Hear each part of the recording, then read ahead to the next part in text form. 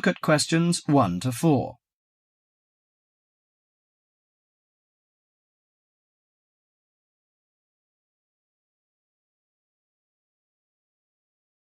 Now listen carefully to the conversation and answer questions 1 to 4. Hello, sit down, please. Thank you. Now, you are a new patient, aren't you? Yes, that's right. OK, so I'd better get some basic details down first. Right, we'll start with your name. Martin Hansen. Do you spell that S-O-N or S-E-N? Hansen. OK, and you're a first-year student? Yes, I am. Study in? Electronics, actually. I hope you enjoy it. Thanks. And your address? 2805 Hesperian Avenue, Hayward.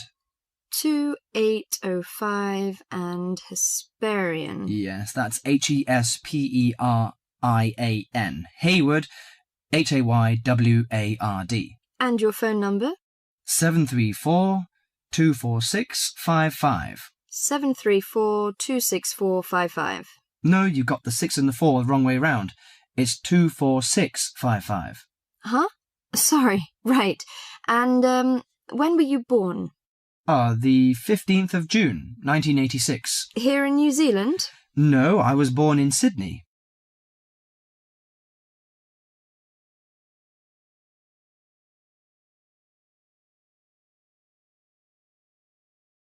Before you hear the rest of the conversation, you have some time to look at questions 5 to 10.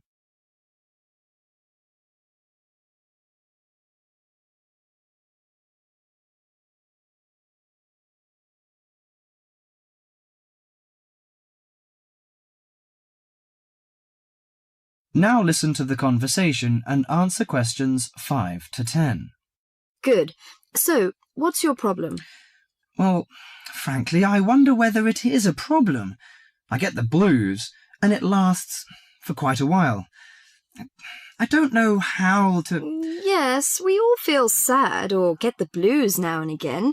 Generally, our sadness lessens in time, and with the support of friends. However, if the depression leads to difficulty in thinking and greatly disrupts your daily routine, it can be evidence of a psychiatric problem.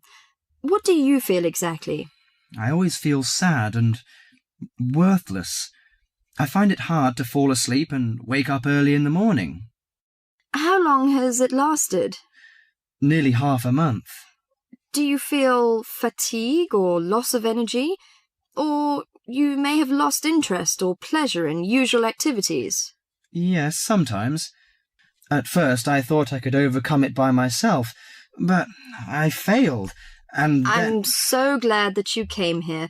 It seems that you are suffering mild depression from your symptoms. Depression? Yes, I feel depressed sometimes. But why would I... Depression may occur as a result of biochemical changes in the body. Alcohol, amphetamines, cocaine, and LSD can bring on depression. Those who have a family history of depression usually have a greater risk of depression. Sometimes the worrying changes in life can lead to depression. I see. I had a really bad breakup of a love relationship. It makes me feel hopeless. Do you think I need some treatment? Yes. Antidepressant medications are often used to treat depression, if it is serious. But I don't suggest them at first because of the side effects. I suggest psychotherapy, which can give you support and help you regain control. So do I need to come here every day? No, I will arrange counselling sessions for you, which will last 12 to 20 weeks. You come here once or twice each week. The psychotherapy is directed at helping you gain insight and understanding about events in your life, which may have contributed to your depression. With growing insight, you can often learn more effective ways of coping with your feelings and changing your behaviour. What can I do to take care of myself? Well, at first you should do some physical exercises on a regular basis, at least 3 times a week. How is your food? Do you eat well? Yes, I think so. I eat at my homestay family. Good. Find a hobby or a positive recreational activity to participate in once or twice a week. I know it's difficult for you, though. When you feel it's hard to overcome the depression, come to the counselling session. Remember, ask for help if the load is too heavy to handle. Yes, I'll try. So, when will my counselling session begin? I'm going to arrange that for you. That is the end of part 1. You now have half a minute to check your answers.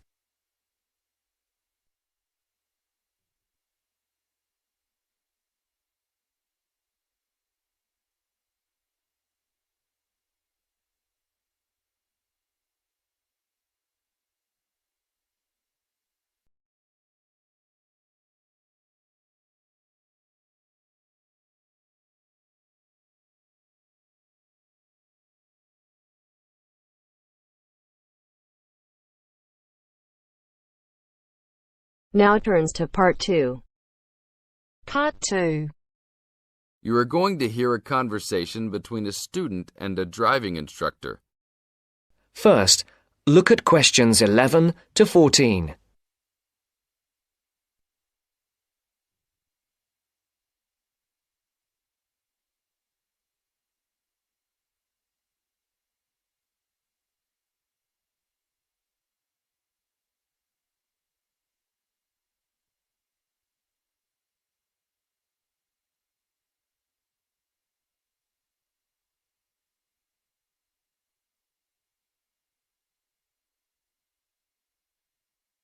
Listen carefully. Hello, I'm going to be your driving instructor today. Are you ready to begin? Hi, hope you don't mind. It's my first time driving a car. Of course not. That's my job. I teach people like you how to become a safe and responsible driver. So let's begin. Remember, the most important rule of driving: safety first. There are some steps to follow. First, you should put on your seatbelt. You should always remember to do that.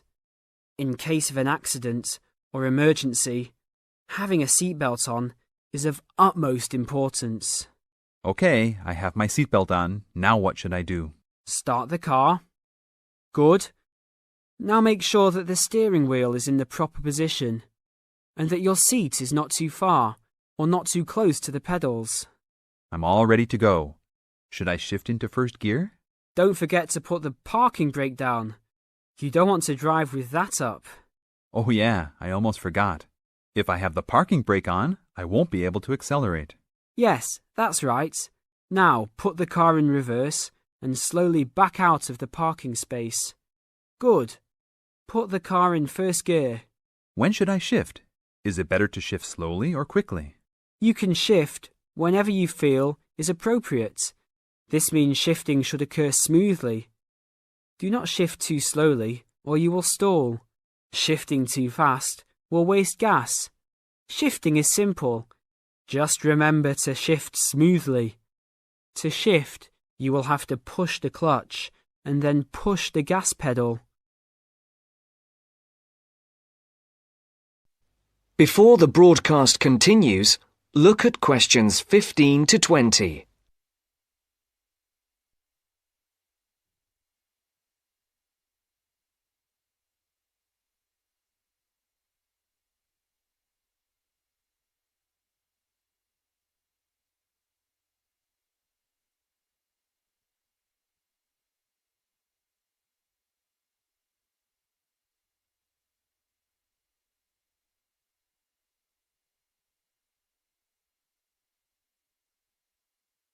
You will now listen to the second part of the talk. Remember, smoothly is the key to good shifting. Like this? Yes, that's good. Now keep it slow. Don't drive very fast just yet. Be sure to constantly check your mirrors for oncoming traffic. Always be aware of everything that is around you, including 3 important things.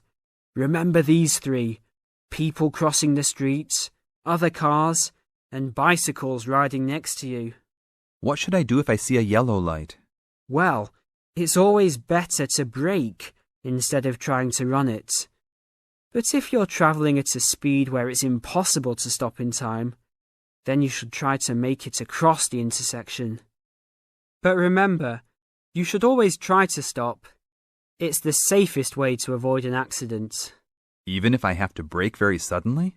Yes, even if you have to brake suddenly. What about if a driver behind me is going a lot faster than I am? You should always be ready to move to a slower lane if a driver behind you is forcing you to go faster than you are comfortable with. Never try to speed up to accommodate a faster driver. You could risk an accident or a speeding ticket. It's better to let him go. That sounds like good advice. Be careful. There is a sharp turn up ahead. Remember to brake before turns. Otherwise, you might flip over if your speed is too high going into a turn. Got it. I know that I should always try to observe all traffic safety. That's right. If safety is not your first priority, it will make driving very dangerous for you and other drivers on the road. Okay, park the car here. You did a great job today for your first day. I'll see you in 3 days. Thanks so much. I will see you then.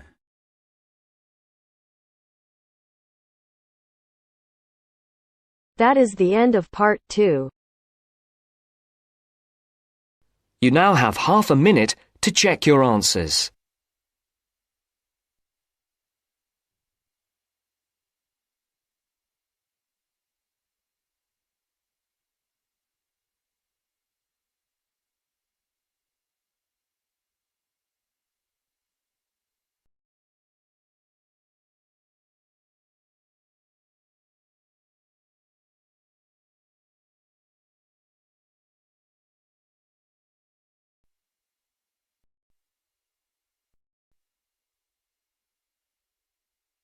Now turns to part 3. Part 3. You will now hear a radio talk on agricultural regulations. First, you have some time to look at questions 21 to 25.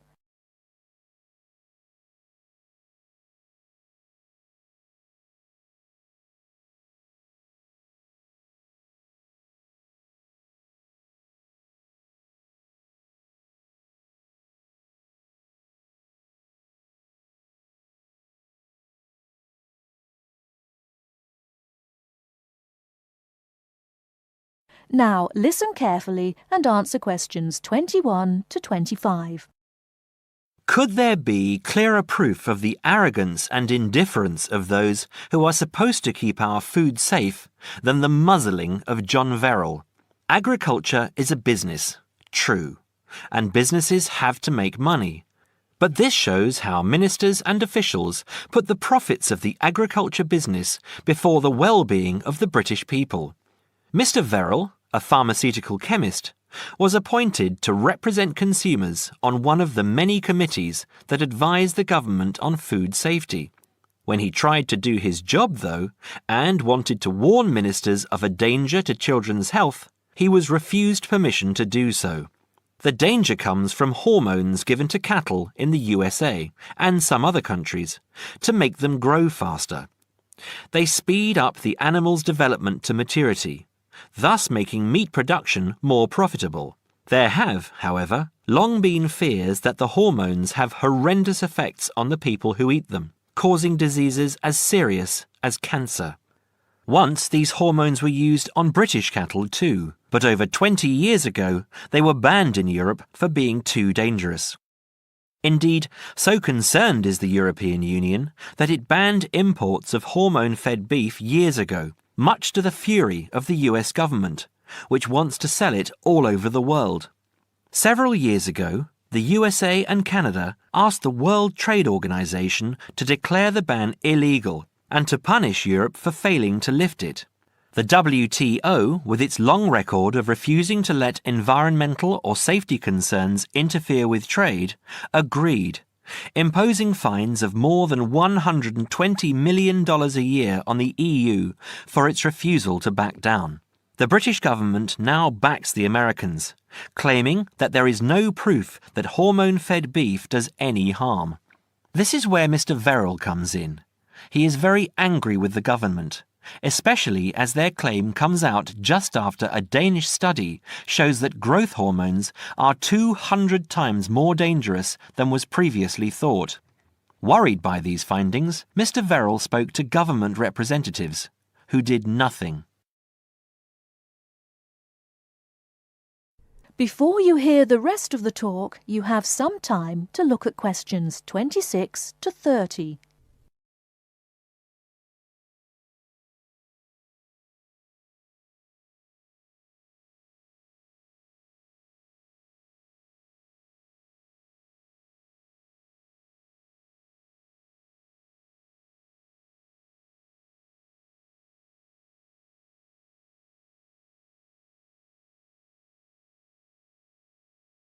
Now listen and answer questions 26 to 30. Not only that, but they have not been testing beef which is imported, which, by law, they are required to do. This directly affects the British public, as about 40% of the beef British people eat comes from abroad, supposedly from countries like Brazil, which does not allow the use of growth hormones. Brazilian beef is stocked by some British supermarkets and widely used in catering. Yet, when a Brazilian farm was recently visited by EU inspectors, a large stockpile of this banned substance was found. This is not the first food scandal we have had in our country. Take the present concern over a well-known chocolate company. Several months ago, the company found out that its sweets were contaminated with a rare form of salmonella, but they did nothing about it, leaving their sweets in the shops to be bought by the unsuspecting public. It was not until 5 months later, when several children had suffered food poisoning, that the chocolate bars were removed from the shelves.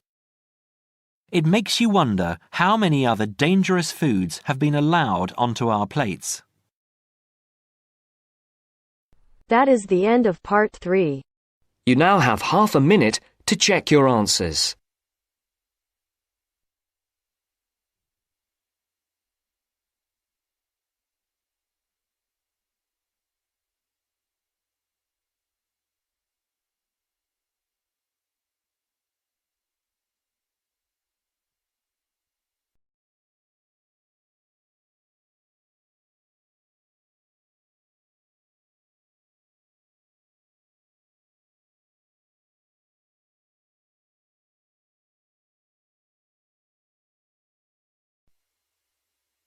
Now turns to part 4.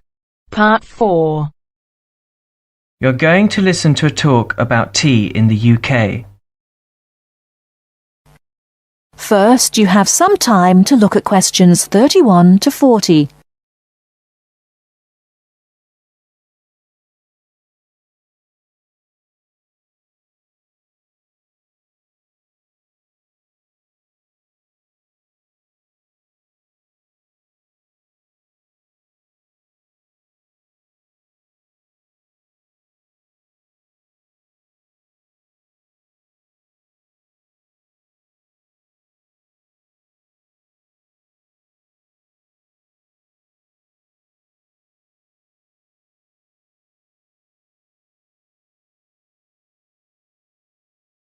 Now listen carefully and answer questions 31 to 40.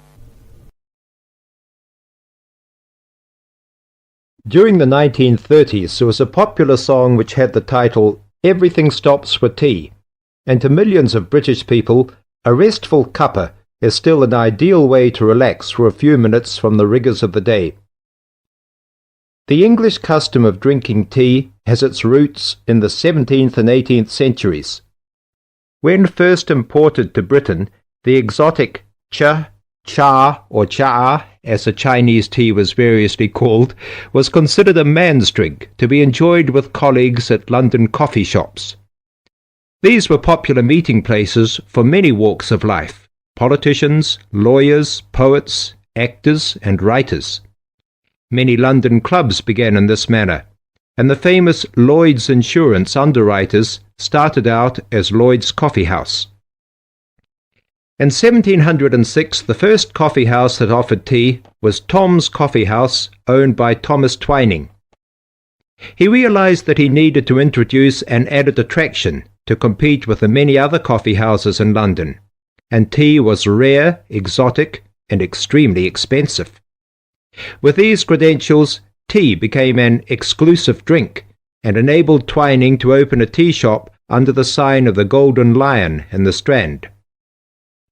By the 18th century, the ladies of the more affluent classes were going China mad, using tea as an excuse for displaying their extravagant purchases of Chinese porcelain and Dresden tea sets. A comprehensive tea tray would consist of a teapot and stand, teacups and saucers, sugar bowl, milk jug, and basin for discarded tea and tea leaves. Tea was still expensive and kept in locked tea caddies. Skilled craftsmen fashioned caddies of carved inlaid woods fitted with crystal and precious metals. To ensure the servants weren't tempted by this priceless commodity, the caddy was kept locked, and only the mistress of the house held the key and prepared tea when guests came to visit. No well-brought-up young Englishwoman could consider herself socially acceptable unless she knew how to brew a proper cup of tea. As the 18th century progressed, changes in commerce and working hours resulted in the main meal of the day being taken much later in the evening. The prospect of lasting from breakfast until evening did not appeal to the Duchess of Bedford, who is usually credited with being the first to alleviate late afternoon hunger pangs by introducing a small 4 o'clock meal served with tea. With time, the light, wafer-thin toast or delicate white bread gave way to exotic fillings like tomato and egg, cucumber, chicken, or potted shrimps, followed by buttered scones, crumpets, or elegant pastries. The popularity of tea continued to spread, but it was not until 1839 that the first shipment of Assam Indian tea was landed in Britain. A healthy trade with India was soon established, and tea clippers, like the Cutty Sark, now a museum in a dry dock at Greenwich, were reaching the peak of their sailing days. In 1879, the first limited shipments of Ceylon tea began to arrive, and by 1880 this had been firmly established alongside Indian and China teas, giving the broad range of teas that are available today. There have been few changes in 3 centuries of tea trading. London is still the centre, and indeed Twinings still has a shop on the site of the original Tom's Coffee House at 216 The Strand. The name Twining has been linked with tea for over 280 years. Indeed, it was Richard Twining, in his capacity as chairman of the dealers of tea, who in 1784 persuaded Prime Minister William Pitt to reduce the high tax on tea, making the beverage more accessible to the general public. That is the end of part 4. You now have half a minute to check your answers.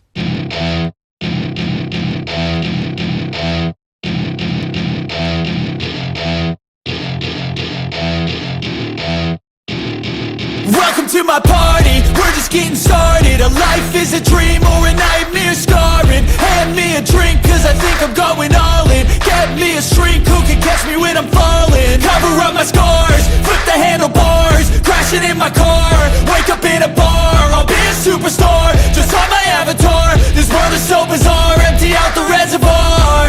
Yeah, I'm taking 6 shots, yeah, straight to the face. And I wanna get lost, I'm sick of this place, don't know